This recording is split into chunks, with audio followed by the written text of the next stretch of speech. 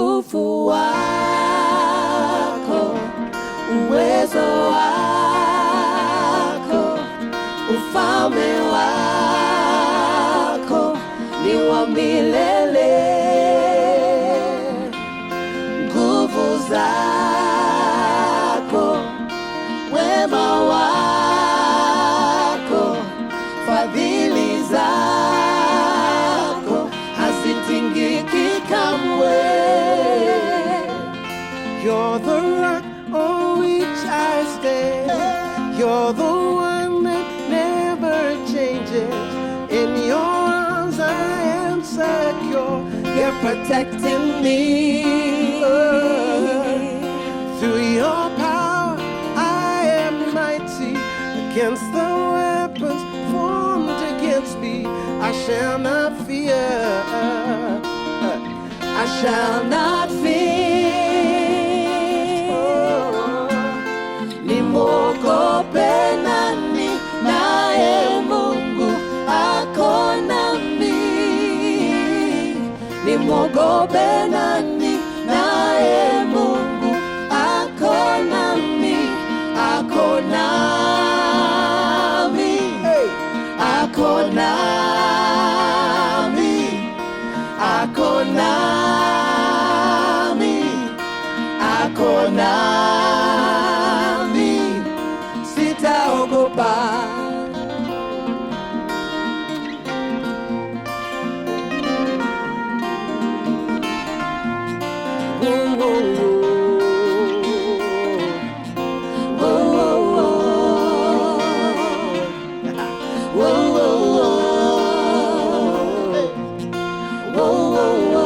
Utukufu wako, uwezo wako, ufalme wako ni wa milele. Nguvu zako, wema wako, fadhili zako hazitingiki kamwe.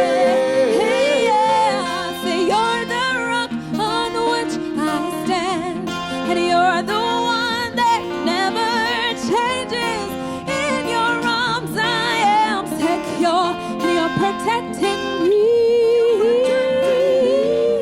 Through your power I am mighty. Against all weapons formed against me, I shall not fear. See, I shall not fear. Nimwogope nani, naye Mungu ako nami. Nimwogope nani, naye Mungu ako nami. Ako nami, ako nami, ako nami, ako nami. Say, nimwogope nani we? Nimwogope nani, naye Mungu ako nami. Nimwogope nani, naye Mungu ako nami.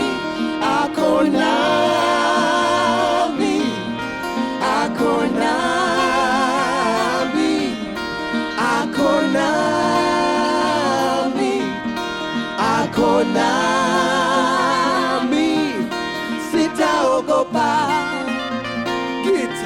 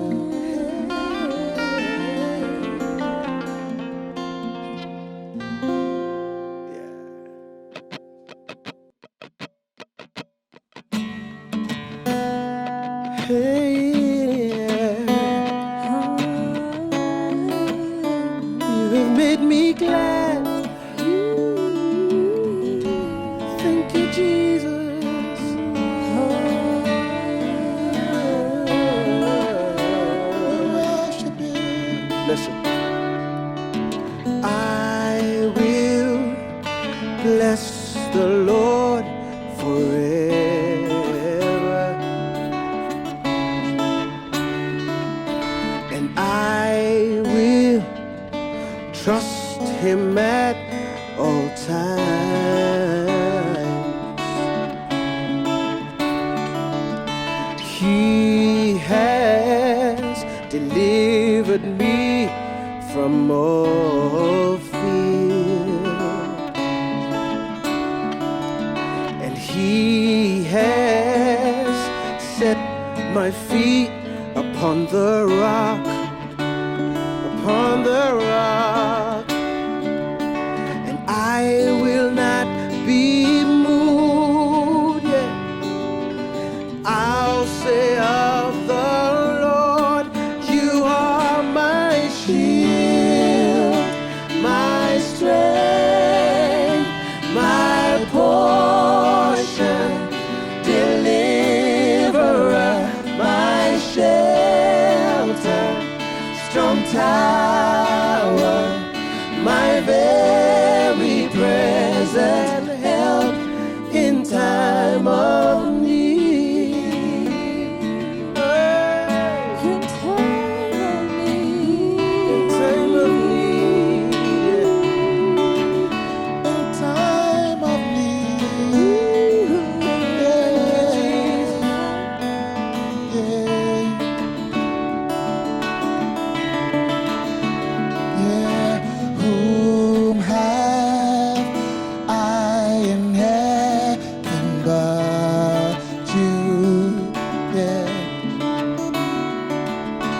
There's none I desire beside You.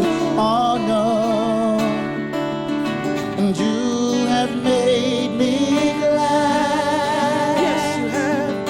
And I'll say of the Lord, You are my shield, my strength, my portion, deliverer, my shelter, strong tower, my very present help.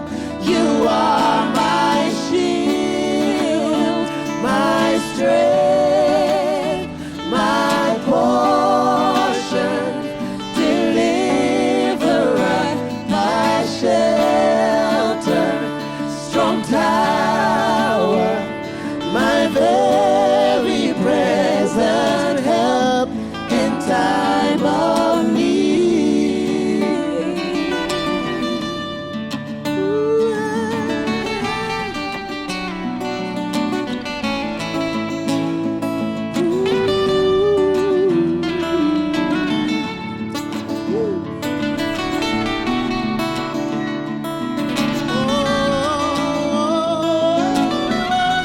Thank You, Jesus.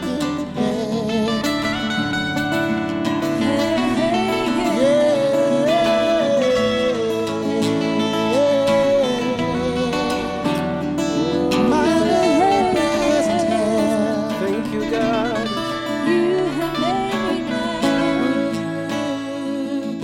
And You have made me glad. Yes, You have.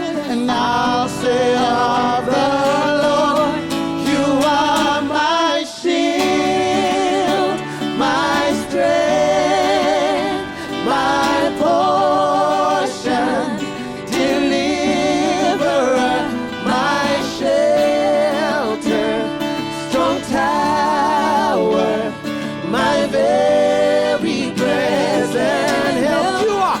You are my shield, my strength, my portion, deliverer, my shelter, strong tower, my very present help in time of need. Ooh. My very present help in time of need. My very present help in time of need.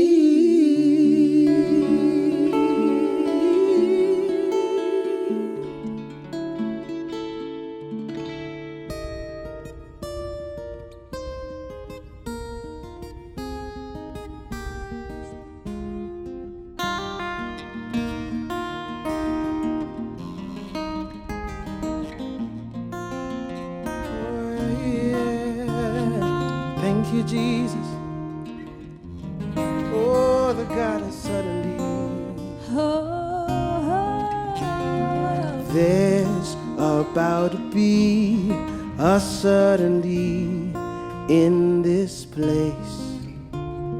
I hear a sound, a mighty sound, the rising of faith. There's about to be a suddenly in this place. I hear a sound, a mighty sound, the rising of faith. There's about to be a suddenly in this place. I hear a sound, a mighty sound, the rising of faith. Even now you are moving. Even now you are moving. Even now you are moving. Even now you are moving. There's about to be a miracle in this place. See your promise to me, I'm gonna see, and yes, I believe, yeah. There's about to be a miracle in this place. And your promise to me, I'm gonna see, yes, I believe, yes, I believe. There's about to be a miracle in this place. And your promise to me, I'm gonna see, yes, I believe. And even now you are healing. Even now you are healing. Even now you are healing. Even now you are healing. Even now you are healing. Oh, even now you are healing. Even now you are healing. One more. Even now you are healing. Even now you are healing. Oh, move by your spirit, God. Heal somebody. You are the healer. Physical, emotional, you're healing. You're a healing God. Thank you, Jesus, for your healing power. You're the loving God.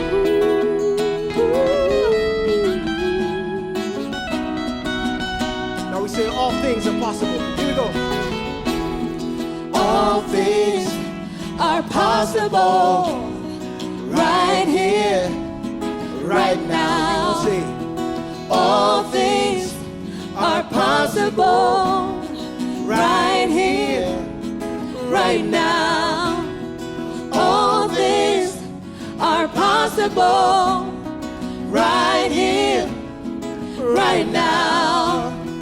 All things are possible right here, right now. right now. All things are possible right here, right now. Even now you can do it. Even now you can do it.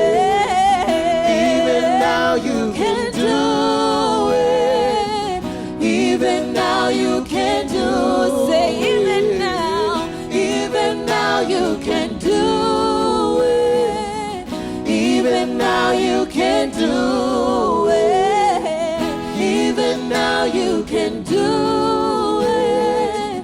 Even now you can do it. There's about to be a suddenly in this place.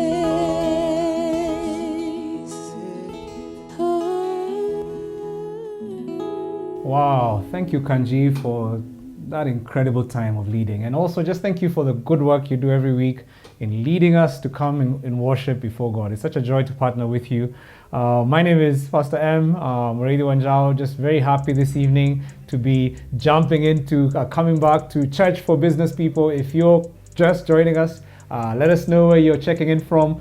Just hit us on the comment line. Just tell us where you're, what city, what part of the city, what part of the world that you're checking in from. We're so excited to see every one of you here. Also, if you're friends who need to be watching this, please remember to share, start a watch party, do something so that other people are able to come in. There's somebody you know who needs this. One of your friends desperately needs this. So make sure that they're watching as well. And also, let me just remind you again, our WhatsApp community is there for you. It's on a pinned link, pinned comment on this broadcast right now. So please just click on that comment, click on that link, and it's a great way for you to join the community, the WhatsApp business community, a great place for you to receive exclusive comment just to help you build your kingdom business. So thank you so much for your engagement. It's been great engaging with you. I can't believe this is our 6th episode of Church for Business People, and had so much good engagement from you guys. I want to just read an affirmation that came this last week, so encouraging for me. This was by Winnie Gidaga, and she said, Pastor M, thank you for your business sessions.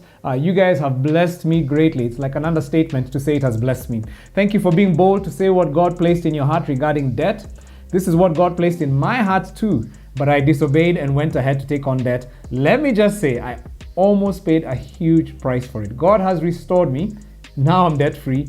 And after listening to you, I am not going back. God bless you. I'm definitely plugging in going forward for these sessions. Thank you so much, Winnie. It's great to hear that somebody out there is being blessed. If you have a testimony, if something that we're saying is making a difference in your life, please let us know. Well, it's great. Just give us some encouragement so we know that this is actually practical and relevant for you. So this May, we're talking about business recovery. That's what our theme is. And this today is Funding My Business Part 2. And I know you're going to be glad tonight to be here. Last week we began an interview, part 1 of an interview with a good friend of mine, Leonard Mcharo. He leads Tsavo Ltd, an incredible real estate investment company. And I want us to just go straight into part 2 of the interview. We want to just go into the second part of our interview. We just talked about how you build Tsavo and what the purpose of it is and some of the things you've been learning in God's Word. But let's talk about how you grew. I mean, how did you start? Because I mean, I think one of the things you talked about was the fact that even before you went into Tsavo, you built some hostels, and that those created some kind of relief for you in some way. Just tell us a bit about that and the whole concept of passive income. My wife and I met in college. And at the time we met, I think both our families were very, very low financially, but both families had a nice past financially. So we said, you know what, where we are is not our choice, where we are going is our choice. So from the time we were dating, we decided we are going to be very deep savers, very passionate investors, and we were fortunate to read a few books. And a few articles. Those are the days before internet was all over the place. So we remember we read a little parable of the pipeline, where one guy carries buckets, another guy. It's something I would recommend for everyone. Just Google parable of the pipeline. A short parable, very nice. They just show you how to have passive income as an income stream that comes in without your working, and also the parable of the chessboard. That taught us the power of compounding, because I think people think that investing is additive. No, it's not additive. It's not even multiplication. It's compounding, and compounding is an absolute wonder of the world.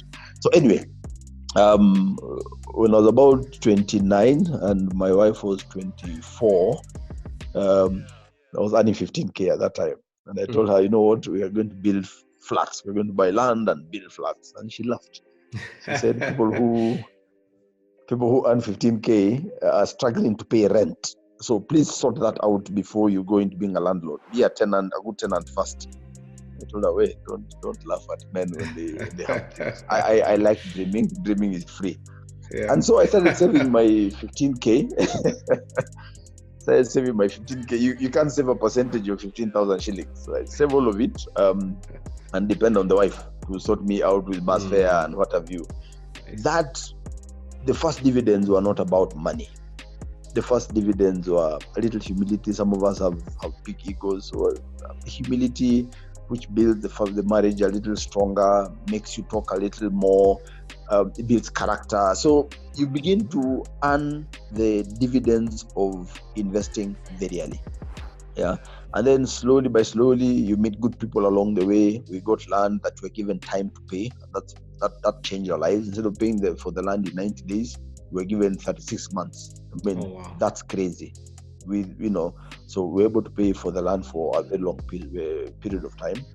I was able to design it, design the hostels, call in my cousins, and people came in.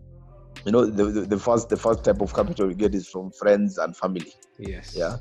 So they came in, they put in some money, we put in a little. We were saving in a circle, so we got some loans from circles, and we were able to build. We had given ourselves a 15-year time span. So we said, okay, by the time we started building, I was now we were 29 when we started saving. So by the time I'm 44, which was 45, which was last year, we should have been able to reach a certain financial independence number. And we always believe in have a number and have a long timeline. And for us, the number was to take our kids to college, whatever they want to go in the world. Yeah. So it did not tally with our what we were earning.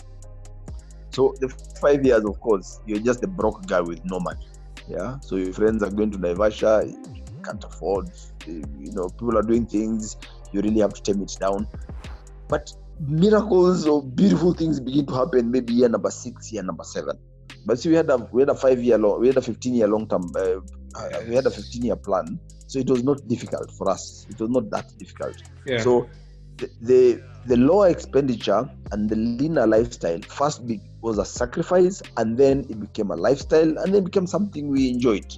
Until now, I live a life I call optional poverty, where I can make all the money I want, but I've learned to live on very little, and that's extreme. By circumstance, it's terrible. By choice, it's very gratifying. So you get those the big benefits, I think, are internal.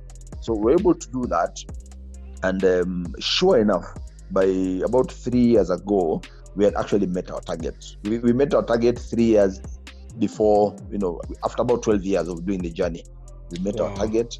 And so once you meet your target, I think you're forced to sort of move goalposts. And we began asking, now, what do we do? We have met this target, we have cooperative loans, and strategically, my wife moved from a form of cooperation into a bank so that we're able to get loans at very cheap rates. So if you're a banker and you can get loans at that rate and you're using them for investment, maybe it's not that bad. Yeah, but at market rate, no, it's not a very good thing. But even then, I remember she worked in banking. We got some loans at that rate, but when she quit her job in the bank, of course, now the interest grew. But what we did is we put everything. We stopped literally everything. There's a part in Proverbs that says when you need your forgiveness from your neighbor, pretend like you're a gazelle trapped. So you do whatever it takes to get out of that trap. Proverbs chapter 6. Yeah. Yes, we stopped everything and put every penny. Whatever we could sell, we sold. Whatever we could do, we did. And I think within 9 months, we were out of debt. Yeah. And from then we said, now this is free. So when we coming into Tsavo, we had a few things. One, we had history that, look, we have benefited from small houses as individuals. Why don't we extend that benefit to someone else? We benefited by someone giving us a long period of time to pay. Why don't we also have a business model that gives people a long time so that they don't have to go and borrow? Yeah. We benefited from passive cash flow. So we can literally quit our jobs and come and do this thing full time with no salary, because we can live, we can school our kids, we can live, we can pay rent, we can do everything that we want. Yeah. So I think all those things. So the hostels sort of built the foundation for Tsavo. Wow. Yeah. And I love you've learned some hard lessons in the process, but what you're saying is then you want to pass on to your clients, to your partners, who you call them your partners. You want to pass them on the opportunity of actually building passive income without actually going into debt, just because that's a value for you now. And so how have you been able to scale the company? Because you're not a tiny company anymore. I mean, you are running multiple units, multiple developments all over the city. How have you been able to scale that? Because what we're really talking about, how do you grow a business without debt? How have you funded your business? Yeah. You see, your partners or your customers do not care about your brilliant idea. They do not care about what you're trying to do. The only thing that matters, and I think the Jews have this thing mastered, you exist to meet the needs, wants, and desires of other people.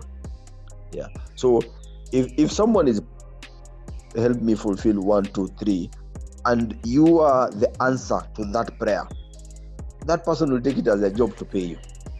I don't know if that makes sense, right? Your business is there to solve problems. If you give value, yeah.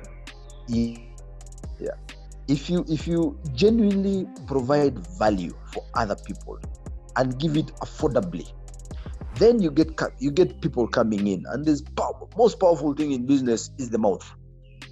The most powerful form of advertising, I think any advertiser will tell you, is word of mouth. If I tell you my product is good, that's marketing. If you tell someone else that, hey, Tsavo's product is good, then that is validation. Yeah. So if I tell you, you'll be skeptical. If someone tells you that, look, I invested with these guys, I'm now earning my rent, my house is good, I have no stress, you believe that. Yeah. So a full 80% of our new business is from referrals and investments. So for us, that has been the engine of growing. And the secret to that is giving real value. Yeah. Wow. And then of course the other secret we have is my wife, being CFA, being CPA. She understands how money works, and she says no to anything that is not low risk.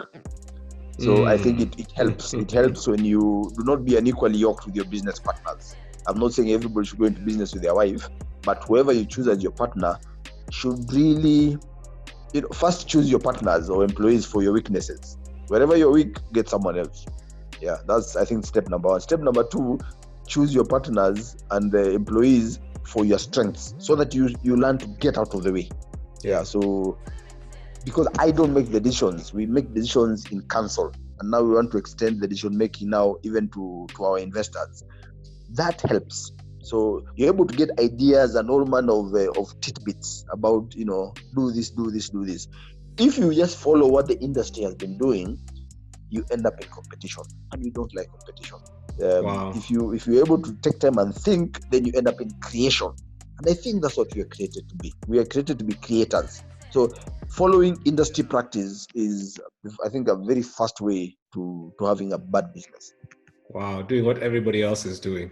Tell us, like, how many units are you managing right now? Have you developed? Because you develop blocks, I believe, of apartments. How many have you developed? How many are you developing right now? We have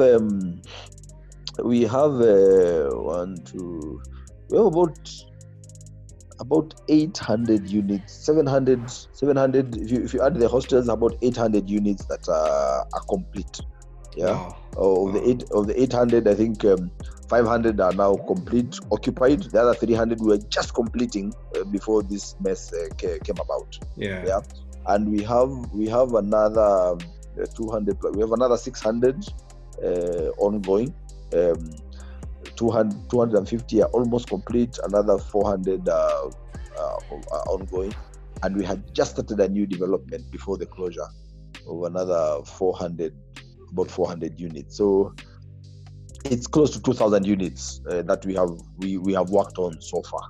Wow. And what you're telling us is you've done this with your principle. Your principle of no debt still holds, even as you've scaled.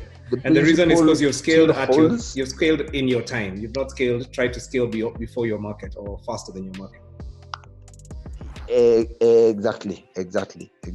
Because there are several problems with debt, and I'll tell you, interest is a small problem. The biggest problem with debt, number one, is false self-confidence. Yeah, you begin to think you can do things that are beyond you. So that for me is the biggest problem about getting debt. Yeah, you don't have it, but you think you have it. So that's number one. Number two problem with debt is that it's addictive. You do it the first time, it works. You want it again. You want it again. So you stop thinking. Number three, and I'm not maybe not in any order. Number three, once you have debt, you're answerable to your master. You know, who pays the piper calls the tune. Calls the tune. So you're making your decisions based on the bank. The bank is not making their decisions based on you. They're making their decisions based on their customers and their profits. So if you don't have debt, then you can make all your decisions based on your company and your customers. So you see, it really helps you in that. And then finally, then there's interest. Yeah. So when you have debt, you're adding cost to yourself. More importantly, you're adding risk, and you're robbing yourself the capacity to make sober, rational decisions. Yeah. See, we don't have to worry about anybody calling us from anywhere, asking us, we need you to do this, or why are you doing this? No. We just have to ask ourselves and our investors, or our customers, what they need. So it makes our decision making extremely simple. Wow. Yeah. And I mean, my other question was really going to be, and probably my final question was really going to be about how is it for you not to have debt in this season? Because a lot of people, that's a big struggle right now. I made a gamble, I took a loan, and it's not working. I mean, yes, maybe the bank has given me a moratorium, but I know when the time ends, I will need to pay it, and my businesses are going to scale as quickly to be able to continue paying the debt the way I was paying it easily. How are you feeling? I mean, what has the result been of not carrying a load of debt right now?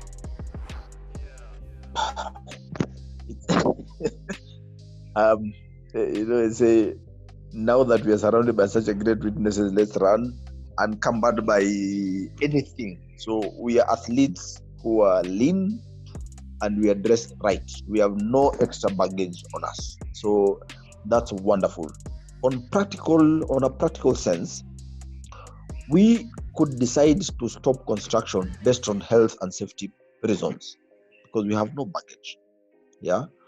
We have decided that every person we have employed, those who are under our direct employ, will not lose a salary. So whether it's the team in the office or the guys who are our employees on site. Most of the people on site are not our employees. They are subcontractor employees. Yeah. But the ones that are ours are on full salary, and they'll remain on full salary even if this thing lasts for a year. Right.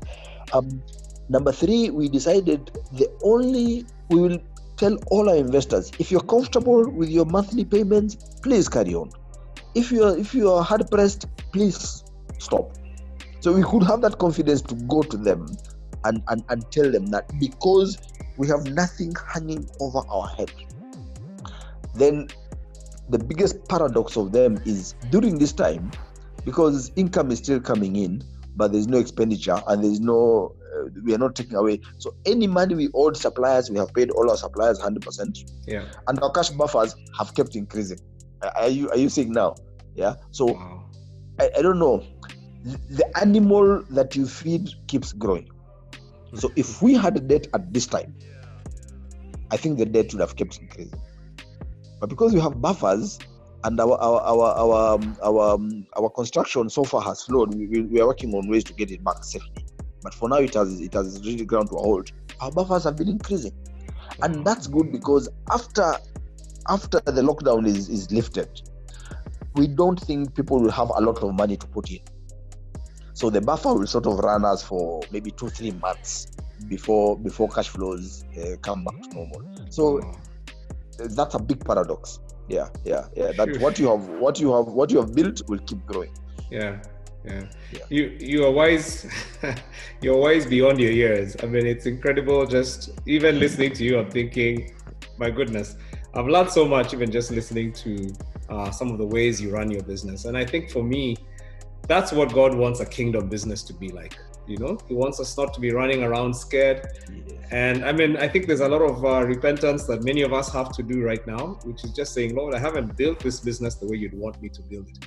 But I feel like the good thing about our God, he's a God of a second chance. And as I hear you, I'm thinking this is what the desire of every kingdom businessman needs to be, or businesswoman, to build a business that builds others and that is not fearing, is not afraid of challenging times. Just like the ant, like you talked about Proverbs chapter 6 earlier, the lesson of the ant. Tell us a bit. I mean, I would love, by the way, I hope you can agree to do another interview. We want to hear more about this. You talk something about your people and how you manage your people. And I think that's another resource we must come back to. So I want to catch you on that. But before we end this one, tell us about Tsavo.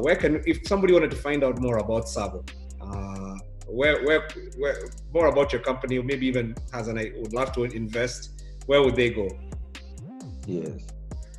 I think if you just check www.tsavo.ke, Tsavo like the national park, tsavo.ke there's no CO, tsavo.ke. It's very simple. You'll find it there. You just see there affordable, amazing apartments. Yeah, wow. That's what we're about. So I think if someone went there, then they're able to just see what we do, their numbers to call, and we'll be more than happy to hear from you. Absolutely. So tsavo.ke. Exactly. I love that. Thank you so much, Leonard. This has been incredible. I mean, this has been so profitable. We really appreciate your time and you're being willing to take the time just to help pour your wisdom into others. And I believe that's a real blessing. So thank you so much. Thank you very much. What a fun interview. I really love Leonard and the great work. And by the way, I'm one of his #1 fans. The great work that they're doing at Tsavo. And by the way, I had actually intended for this just to be a 2-part interview. And I was thinking we're done, but I mean, I'm so intrigued by the things he's doing. I think will be a benefit to us. So if you're okay with this, I actually asked Leonard if we could do another interview with him on finding the right people for your business. Because I'm like, there's some things he's doing there that are just correct. So next week, he's agreed to come on again and we're going to talk about that. I hope you're excited about that. I'm really excited about it. So last week, we began this conversation about how to find funds, funding my business. And we talked about 3 sources of funds for your business, your savings, assets, and family. Today, we want to look at the next 3. And the first one I'm going to dig into is brokerage. Now, what's brokerage? I know many of you, basically what brokerage is when you have something that somebody needs, or when you know somebody has something that somebody needs, and then you know somebody who needs it, and you connect the two, and you make a profit out of that. That's in layman's terms, that's really what brokerage is. Huh? And there's a great part of, and we're really, I'm excited by Proverbs 13. That's where we are today. If you're reading through the Proverbs challenge with us, Proverbs 13:2 says, "From the fruit of their lips, people enjoy good things." What it's saying is you don't always have to have money to make a profit. Your lips, your mouth can actually make your profit. From the fruit of your lips, you can actually eat good things.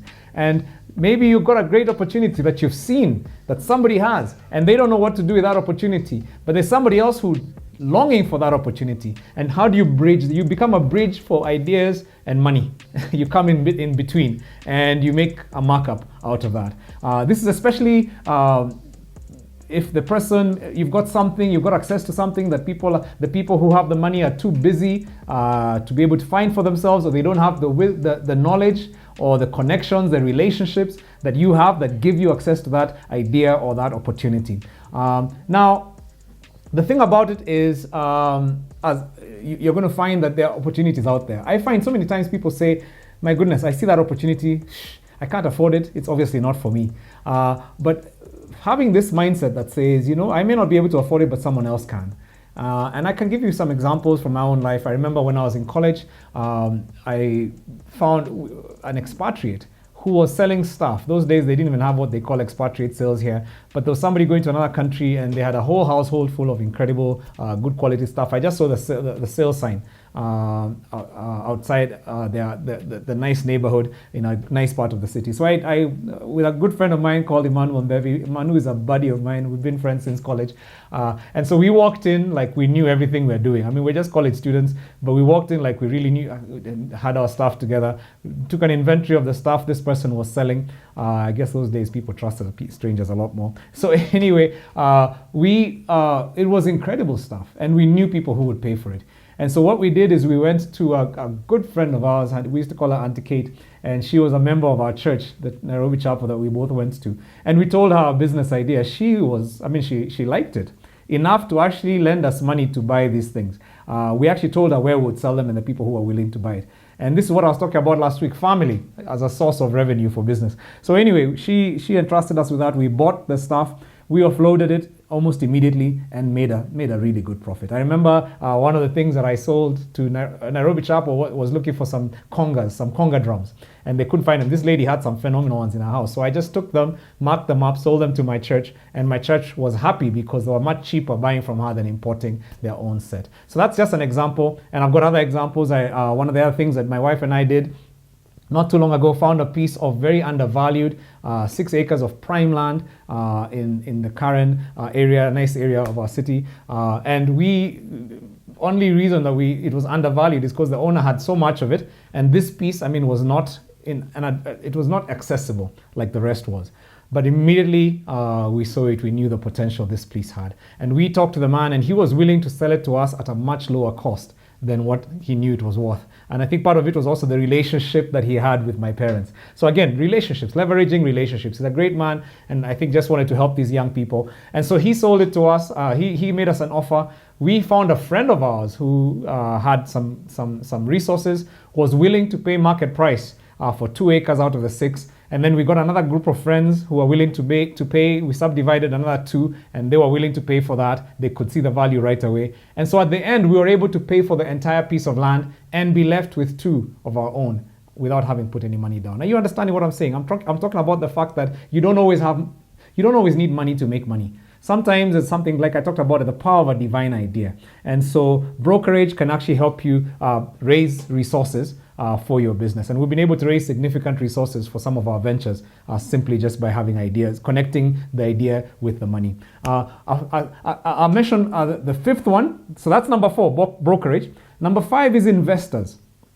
You can get investors who are willing to fund your business or your idea. You don't always have to have the money. The person with the idea can bring the idea to a person with money and then partner together to make this happen. And this could be for an equity stake in your business. You could actually sell a part of your business to the person. You bring in the concept, you bring the expertise, bring in the connections, bring in the intellectual property, and this person brings in the money, and then you bridge those two and you create a partnership there.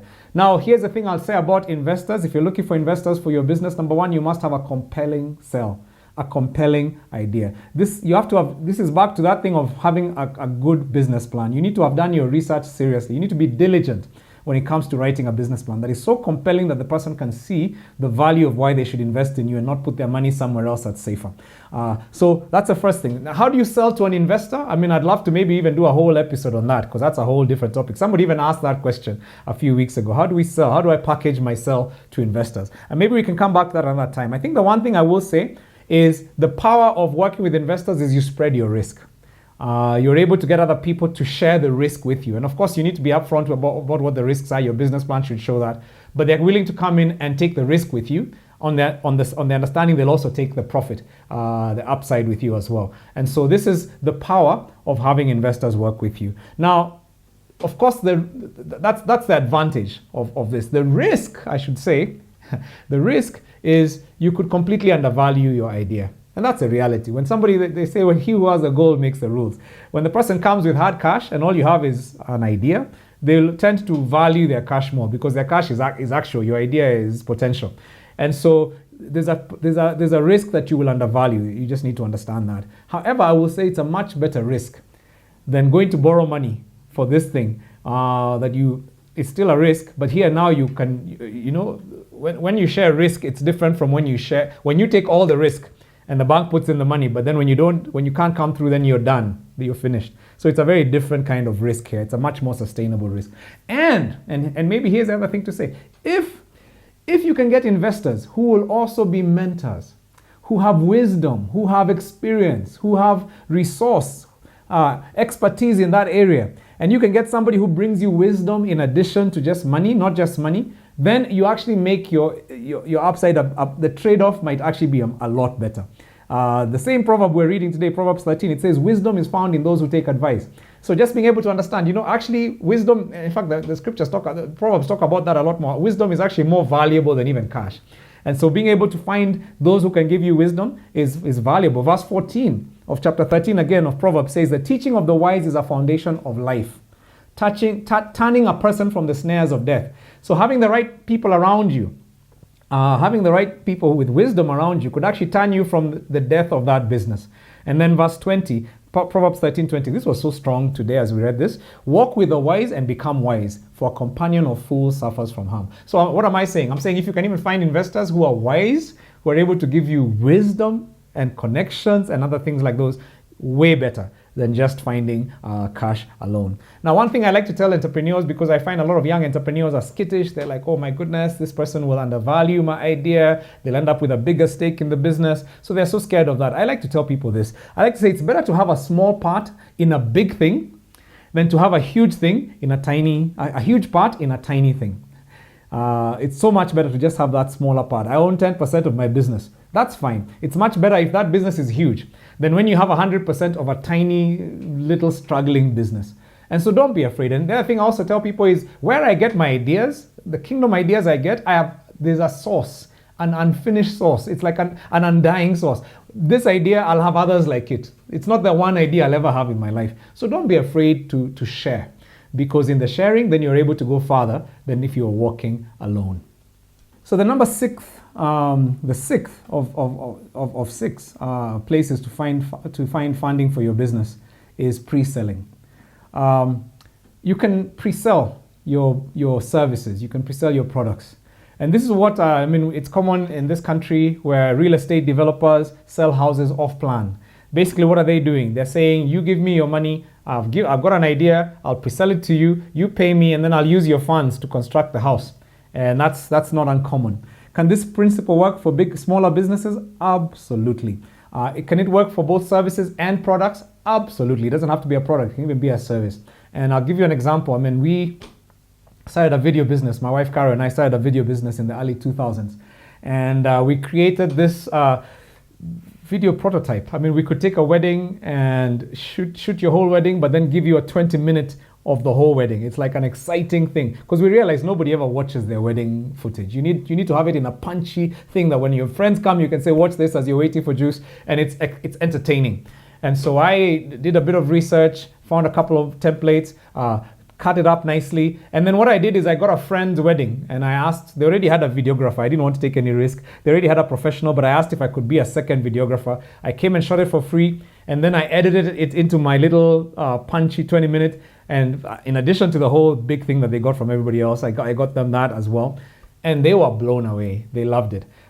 Through them, I got a couple of other people who are willing to give me offers. But here's the thing, I asked, when somebody asked me, how much will you charge me? I think at that time it was like 30,000 shillings, like $300. And I was straight-faced. I was like, that's how much I charge.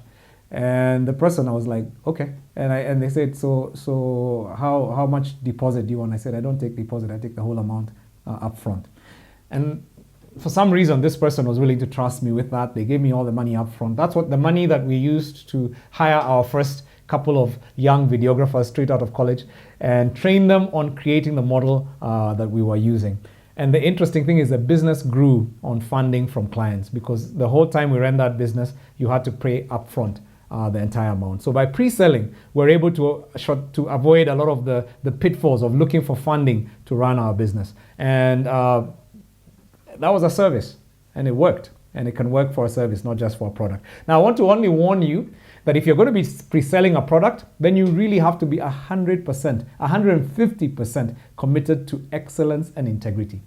You cannot compromise on those things. Once somebody has given you cash up front, then their expectations are much higher than when they were sort of bridging by giving you a little bit at a time. And so number one, you have your presentation has to be completely up here. Number two, your excellence, and you have to handle that money like it's like they've given you trust. So you have to earn trust. Every single interaction, you're earning trust. And the thing that's going to sell you and make you be able to continue sustainably is pre-sales, is word of mouth. It's people talking to other people and telling them this is what we did. And when people see, okay, they were willing to pay you, then they'll be willing to pay up front as well. So that whole thing, Proverbs 13:18, I'm going to keep quoting from this proverb we read today. Whoever disregards discipline comes to poverty and shame. There's a high level of discipline that is required from you if you're going to be pre-selling your products or your services. When people have that kind of high expectation, then you have to be worthy. You always have to be worthy of that trust. Now, this is true whether you're pre-selling or not, but I think it's extremely true. Anytime I pay for something up front, I purchase something on Amazon or somewhere else, and I've given all my money for it, my goodness, my expectations are sky high. This thing had better work, because at that point, it's out of trust that I'm putting all my resource there. Wow, so there you have it. That's really, we're talking about how to funding my business. And there are ways. I think the thing I want to say is there are ways to do the right thing, the God thing, when it comes to funding your business. So today you heard from my good friend, Leonard Mcharo, CEO of Tsavo Ltd, building an amazing business, scaling it without borrowing. And I'm saying it is possible for every one of us. We also learned at least six sources, and maybe you have others. You can actually put them on the comment line if you've got other sources for us, of ways that you can actually find money without stealing it and without borrowing it, that you can actually find money to fund your business idea. So savings, assets, family, brokerage, investments, pre-selling. These are just some of the ways in chapter one, in the last two segments that we've talked about that you can fund your business. So this month we're really talking about resourcing my business and beginning to rebuild. This season of rebuilding, we're talking about how do we resource these businesses to rebuild them. And next week, just from the questions you've been giving and some of the input you've been giving, I want to talk about finding the right people for my business, staffing my business. Because that's a critical success factor for you as you rebuild your business. And so we're going to be doing that next week. And again, we're going to have my friend Leonard talking with us. Kanji is going to be here again with us, sharing some of his own experiences, leading us in worship. As I conclude, and just before I pray for you, remember, join our WhatsApp community. It's a way to stay connected. Like or subscribe to our channel here. This is a great way for you to just keep getting updated with the latest and knowing whenever we go live. And so I want to just conclude with a prayer for your business. I'm actually going to pray from the same Proverbs chapter 13 and verse 22. It says, a good person leaves an inheritance for their children's children, but a sinner's wealth is stored for the righteous. So here's my prayer for you. Lord, I just pray for everybody watching this today. I pray that, Father God, they will be those righteous men and women who will leave an inheritance for their children's children. I pray that, Lord, they will build businesses that are multi-generational. I pray that they will build businesses that will span and until you come back, Lord, that these businesses would add value to this generation and the next. I pray that you'd give them the wisdom to build generations that can, the businesses that can be passed on to their children and their children's children. Because they're not just passing on money, they're not just passing on tools, they're passing on solutions that are blessing society. And so I speak a blessing over every one of these entrepreneurs. I pray that, Lord, where they're stressed, you would remove that stress. I pray where they're struggling, you'd remove that struggle. I pray that, Lord, you'd help them lift up their eyes and understand that you are the captain, you are the CEO, you're the one who wants that business to succeed even more than they do. And I pray that, Lord, you'd give them divine solutions, divine connections in this coming week. For we ask this in Jesus' mighty name. And God's people say, amen. See you next week.